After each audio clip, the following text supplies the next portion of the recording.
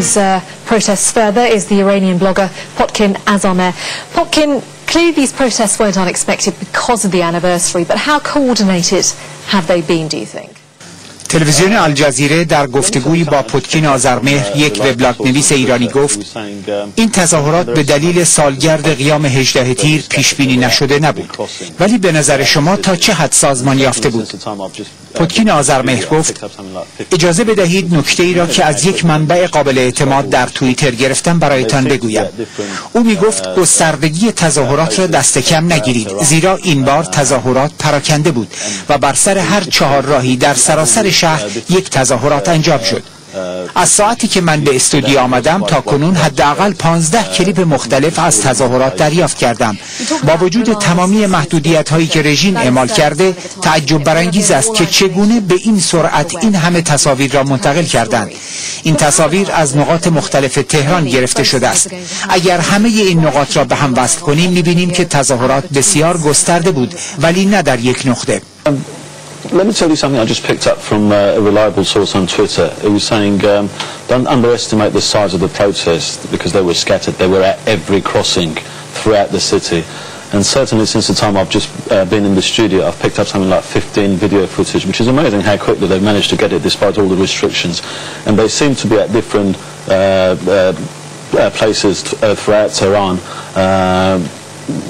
And if you add all these different scattered footage, you can see that it was quite widespread, but not just all in one place. مجری پرسید شما در مورد منابع قابل اعتماد خود در توییتر گفتید. به نظر زمانه عوض شده است. ما همه اطلاعاتمان را داریم از روی اینترنت میگیریم. این اخبار تا چه حد قابل اعتماد است؟ سوال این است که چرا ما باید روی اخباری که از توییتر میگیریم تکیه کنیم؟ پوتکین گفت شاید یک جمله که روی توییتر میآید چندان قابل تکیه نباشد، ولی فیلم ها جای شکی باقی نمیگذارند. شما میتوانید ببینید که چه شعارهایی میدهند، میتوانید ببینید که در ایران است، میتوانید ببینید که در نقاط مختلف تهران است و از یک نقطه گرفته نشده. گذشته از این، در حال حاضر بجز پیام‌هایی که از ایران میگیریم، این تنها منبعی است که داریم. در شرایطی که نه خبرنگاری و نه روزنامه‌نگاری در ایران هست که اخبار را گزارش کنند، تنها منبع ما همین است. رژیم ایران همه خبرنگاران را از کشور اخراج کرده است.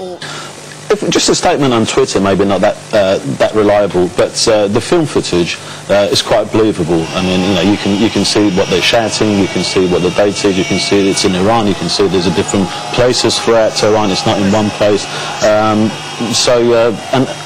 And at the moment, this is the only source we've got, apart from the messages that we're getting from Tehran. In the absence of journalists and correspondents, obviously these are what we have to rely on. But whose fault is that? It's the Iranian government who's expelled all the foreign journalists. مجری، با وجود تظاهراتی که در خیابان‌ها وجود دارد، آیا شما انتظار ندارید که اپوزیسیون از این موقعیت استفاده کرده و در برابر دولت خود را متحد کند؟ تازه با این وجود به نظر نمی‌رسد کسی رهبری این قیام‌ها را به عهده داشته باشد. برای مثال موسوی، نه کسی او را دیده و نه چندان خبری از او هست. پوتکین، فراموش نکنید که حدود 3000 نفر تاکنون دستگیر شدند. همین روز گذشته هر کسی که در وبسایت موسوی کار می‌کرد، از بالاترین آنها تا رده‌های پایینی دفتر او همه را دستگیر کردند. اما من حرف شما را هم قبول دارم، اینکه کانال ارتباطی میان رهبری قیام و مردم در خیابان چندان روشن نیست. Let's not forget that something like 3,000 people have been arrested. Only yesterday, just about everyone who was working at Mousavi's website, who running the website, right from the top employees to the very junior ranks working in the office, they've all been arrested. So they're under a lot of pressure. But I do accept what you're saying in the sense that the channel of communication is not very clear between the leadership and the people on the street. مجری، به نظر میرسد آنها از حمایت کسی برخوردار نیستند. مردم در خیابان احساس می‌کنند کسی در بالای دستگاه رژیم از آنها حمایت نمی‌کند و آنها روی پای خود هستند. پوتکین، ترفر و مخالفت در خیابان‌ها آنقدر زیاد است که مردم منتظر رهبری از بالا نمی‌شوند. مردم اوضاع را در دست خودشان گرفتند و حتی صبر نمی‌کنند ببینند موسوی چه می‌گوید. مردم می‌دانستند امروز به خاطر سالروز قیام دانشجویی که به عنوان سمبولی شده است فرصتی دارند، لذا نه برای موسوی صبر کردند و نه برای ایما و اشاره او. در حال حاضر تظاهرات هاست که اوضاع را پیش میبرد و نه رهبری.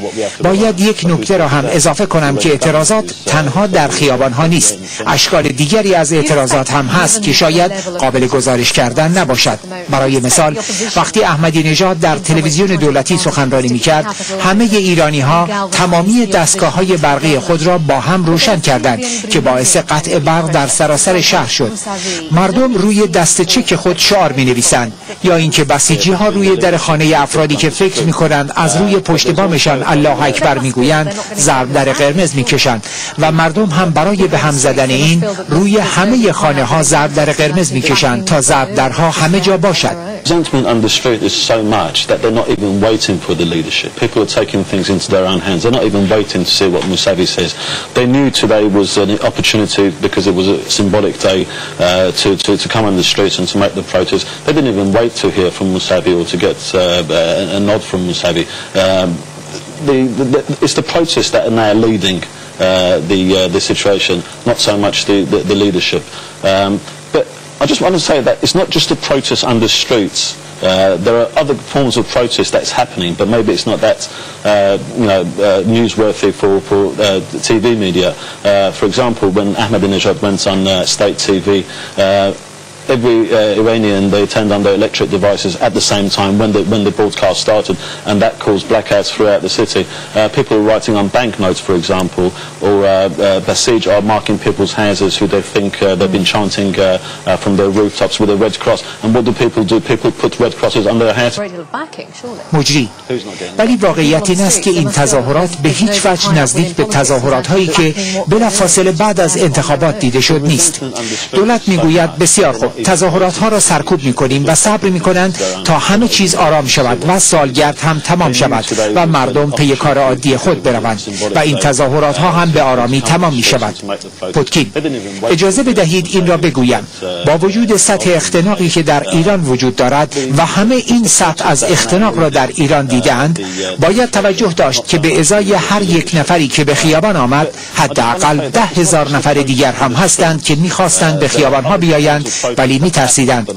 روزهای دیگری هم پیش رو هست و دولت با مشکلاتی مواجه خواهد بود. فراموش نکنید که مدارس و دانشگاه ها الان تعطیل هستند. وقتی مدارس دوباره شروع شد، دولت می‌خواهد با این گرد همایی ها و تجمع ها چه کار کند؟